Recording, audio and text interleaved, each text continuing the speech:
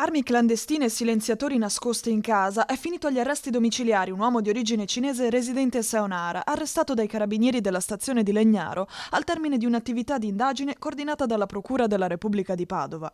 L'indagine è scattata dopo il rinvenimento di diverse ogive in piombo conficcate nella parete esterna di un'abitazione privata di Saonara.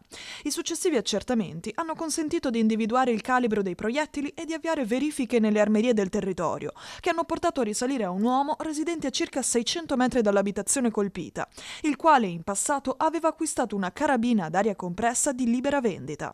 Considerato che l'uomo risultava titolare di porto d'armi e detentore di armi sportive regolarmente denunciate, i carabinieri hanno eseguito un controllo nella sua abitazione.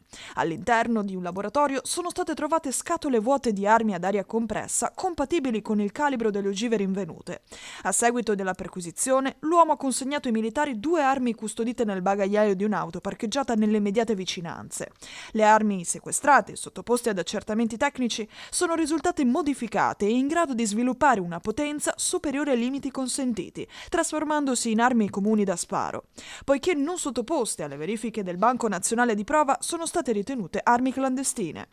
Nel laboratorio è stata inoltre individuata la finestra dalla quale sarebbero stati esplosi i colpi diretti verso l'abitazione del vicino. L'uomo è stato arrestato e messo agli arresti domiciliari.